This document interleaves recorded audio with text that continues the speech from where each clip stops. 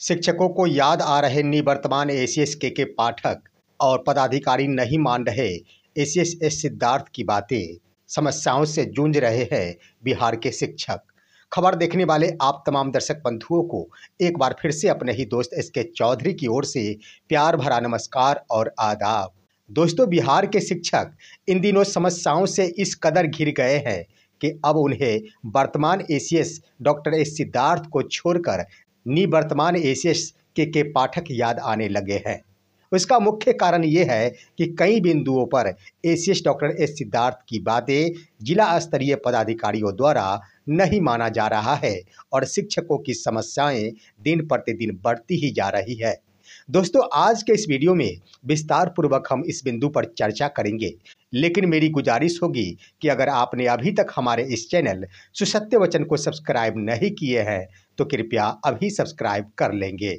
दोस्तों, शिक्षकों से जुड़े कई ऐसे मामले हैं जिन मामलों के निदान हेतु अब शिक्षकों को यह लग रहा है कि वर्तमान एसीएस डॉक्टर एस सिद्धार्थ के रहते इन समस्याओं से शिक्षकों को निजात नहीं मिल पाएगा, जिसके कारण शिक्षक निवर्तमान एसीएस के पाठक को याद करना शुरू कर दिए हैं।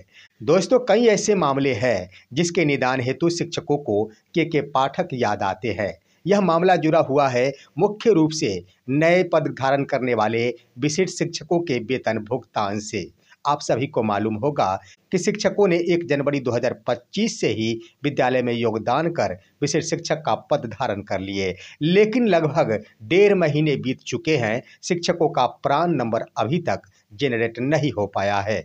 बिहार के पटना जिले को छोड़ दिया जाए तो लगभग पटना जिले के शिक्षकों का प्रान नंबर जनरेट हो गया है, तो वहीं पूर्णिया, किशनगंज, कटिहार, सहरसा, सिवान, मधेपुरा इन जिलों को अगर छोड़ दिया जाए तो इन जिलों में प्रान नंबर तो जनरेट होना शुरू हुआ है, लेकिन काफ़ी धीमा हो रहा है। और अन्य जिलों की बातें कर ली जाए तो अन्य जिलों में प्रान नंबर जनरेट होना अभी शुरू भी नहीं हो पाया है, जिसको देखते हुए शिक्षकों को के पाठक इस रूप में याद आते हैं कि जब बीपीएससी से शिक्षकों की बहाली हुई थी, उस वक्त 1 सप्ताह के अंदर ही शिक्षकों का प्रान नंबर जनरेट कर दिया गया था और शिक्षकों का वेतन भी भुगतान कर दिया गया था।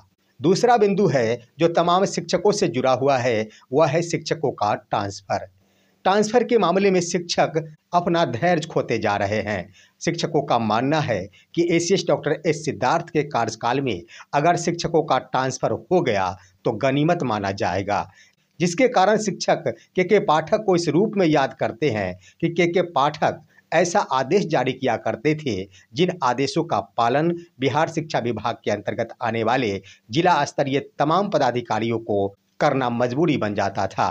अगर के पाठक का इस वक्त कार्यकाल होता तो शिक्षकों का यह ट्रांसफ़र कब का संपन्न हो गया होता, लेकिन एसीएस डॉक्टर एस सिद्धार्थ की बातें जिला स्तरीय पदाधिकारी नहीं मान रहे हैं, जिसके कारण शिक्षकों की समस्याएं दिन प्रतिदिन और भी गहराती जा रही है। अब आइए दोस्तों, यहाँ पर हम चर्चा करते हैं कि भले ही शिक्षक के पाठक को याद कर रहे हैं, उनके कार्यकाल में तमाम कार्य काफ़ी तेज गति से हुआ करता था, लेकिन उसका परिणाम भी गलत हुआ करता था। इस पर भी नज़र दौड़ाने की ज़रूरत है। हम दोस्तों देख ले के पाठक के कार्यकाल में के पाठक के द्वारा ही बीपीएससी से बहाली की गई थी और आनन फानन में शिक्षकों की काउंसलिंग की प्रक्रियाएं की गई थी, जिसका परिणाम अब सामने उभर कर आ रहा है कि हर जिले से सैकड़ों शिक्षक फर्जी और संदिग्ध पाए जा रहे हैं और शिक्षकों को सेवा मुक्त किया जा रहा है। तो जल्दीबाजी में शिक्षकों की काउंसलिंग भी नहीं हो पाई थी और आनन फानन में आकर जिसे शिक्षक नहीं बनाया जाना चाहिए था उसे भी शिक्षक बना दिया गया था, जिसका परिणाम हुआ कि आज बिहार के हजारों ऐसे अभ्यर्थी हैं जो शिक्षक बनने से चूक गए हैं और अपने माथे पर हाथ पकड़कर यही कह रहे हैं कि शायद शिक्षक बनना हमारी किस्मत में ही नहीं थी। आइए दोस्तों, के पाठक के कार्यकाल को देखेंगे तो के पाठक के कार्यकाल में जल्दीबाजी में तो तमाम कार्य हो जाया करते थे। के पाठक के समय में ही टीन वाले भवन का निर्माण हुआ था, जो जल्दीबाजी में किया गया था कि छात्रों को पढ़ने के लिए टीन वाले मकान ही चाहिए और छत पर उसे बना दिया गया था। पूरे बिहार को देख लिया जाए तो कुछ एक जिले में ही ये टीन वाले शेड अभी वर्तमान में आपको देखने को मिलेंगे, नहीं तो जिस वक्त इसका निर्माण हुआ उसी के 1-2 महीने बाद ही तेज आंधी में वो शेड उड़ गए। सारा का सारा पैसा पानी में चला गया। जल्दीबाजी का यही परिणाम हुआ था। ना तो छात्रों के लिए यह हितकर हुआ और ना ही सरकार का पैसा कामयाब हो पाया। ये जल्दीबाजी का निशानी था। अब आइए दोस्तों, के पाठक के कार्यकाल में आपने देखा होगा कि बेंच डेस्क का मामला कितना उजागर हुआ था।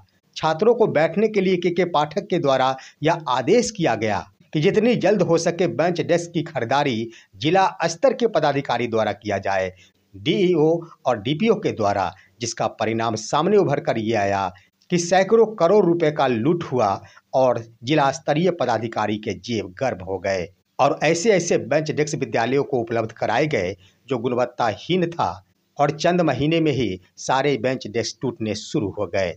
तो ये परिणाम था। लेकिन एक बात जरूर है कि के पाठक के समय में जो भी कार्य हुआ करता था तेजी में हुआ करता था, जल्दीबाजी में हुआ करता था। भले भ्रष्टाचार का उदय हो गया था, लेकिन शिक्षक हित में कार्य जल्दीबाजी में जरूर हो जाया करते थे, चाहे वो वेतन का मामला हो, चाहे वो शिक्षक से जुड़े कोई भी मामला क्यों ना हो। अब आइए दोस्तों, आखिर बिहार के जिला स्तरीय पदाधिकारी एसीएस डॉक्टर एस सिद्धार्थ की बातें क्यों नहीं मानते हैं। एक बात जरूर है कि एसीएस डॉक्टर एस सिद्धार्थ की कार्यशैली के पाठक से बेहतर जरूर है। मीठे अंदाज में ही एसीएस डॉक्टर एस सिद्धार्थ सब कुछ कर देते हैं और पता भी नहीं चलता है। जैसा बिहार के सभी शिक्षकों को अवगत है कि फ्री देते हुए तमाम शिक्षकों से ऑनलाइन माध्यम से अटेंडेंस बनवाया जाना शुरू कर दिया गया। अब आइए दोस्तों, बिहार के शिक्षा पदाधिकारी इसलिए एसीएस डॉक्टर एस सिद्धार्थ की बातें नहीं मानते हैं कि एसीएस डॉक्टर एस सिद्धार्थ शिक्षा विभाग की जगह बिहार सामान्य प्रशासन विभाग को स्थापित कर दिए हैं, क्योंकि शिक्षा विभाग के तमाम पदाधिकारियों के द्वारा लूट मचाई जा रही थी। शिक्षक नेता और वर्तमान एमएलसी बंशीधर ब्रजवासी के द्वारा जो आवाजें उठाई गई थी कि सैकड़ों करोड़ रुपए की लूट हुई है, वास्तव में इस पर ध्यान केंद्रित किया गया है एसीएस डॉक्टर एस सिद्धार्थ की ओर से। और आपको मालूम होगा कि आरडीडी का पद और 9 प्रमंडल में एक प्रमंडल को छोड़ दिया जाए तो बाद बाकी सभी 8 प्रमंडल अंतर्गत आरडीडी के पद सामान्य प्रशासन विभाग के अधिकारी के हाथों में चला गया। पहले जहां डीईओ को प्रमोशन के उपरांत आरडीडी बना दिया जाता था, अब उसे समाप्त कर दिया गया। दूसरी ओर आप देखेंगे तो एसीएस डॉक्टर एस सिद्धार्थ के कार्यकाल में अब शिक्षकों को कार्यालयों का चक्कर नहीं लगाना पड़ता है। जो भी कार्य है, भले उस कार्य के निष्पादन में विलंब हो जाता हो, लेकिन इतना जरूर है कि प्रखंड स्तर से लेकर सीआरसीसी स्तर तक के पदाधिकारियों के माध्यम से शिक्षकों से संबंधित तमाम कार्य आज निष्पादित हो रहे हैं। शिक्षकों को कार्यालय का चक्कर नहीं लगाना पड़ता है, जिसके कारण प्रखंड स्तरीय पदाधिकारी या फिर जिला स्तरीय पदाधिकारियों का जेब गर्म नहीं हो पाता है, जिसके कारण वो एसीएस डॉक्टर एस सिद्धार्थ के कार्यों में विलंब करने की सोचते हैं। दूसरी तरफ आप देखेंगे तो जिला स्तरीय पदाधिकारी डीईओ और डीपीओ के हाथों से अब वित्तीय अधिकार समाप्त करने की बात कही गई है। 1 अप्रैल 2025 से किसी भी प्रकार का वित्तीय अधिकार डीईओ और डीपीओ के हाथों में नहीं होगा।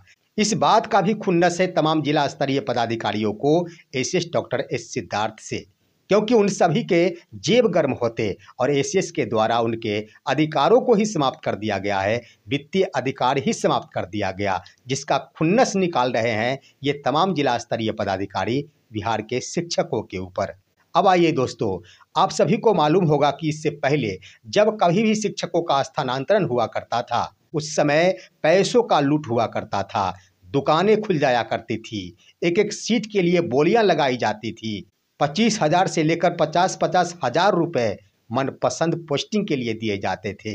लेकिन जब से एसीएस डॉक्टर एस सिद्धार्थ की ओर से शिक्षकों के ट्रांसफर के मुद्दे को अपने हाथों में लिया गया, तब से जिला स्तरीय पदाधिकारी यह समझ गए हैं कि इस बार के ट्रांसफर में हम सभी का कोई दाल नहीं गलने वाला है।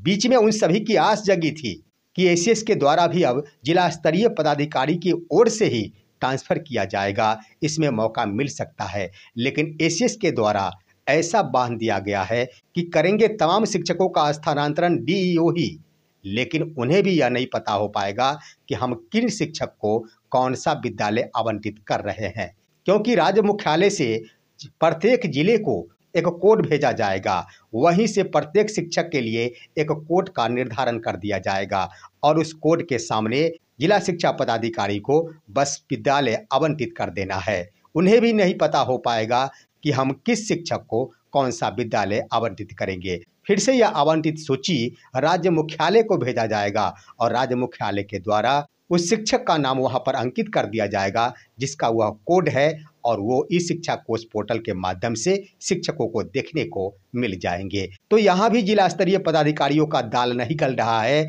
और एसीएस डॉक्टर एस सिद्धार्थ के द्वारा बहुत बड़ा कदम उठाया गया है। भ्रष्टाचार को रोकने के लिए तो एक से बढ़कर एक कदम उठाए गए हैं।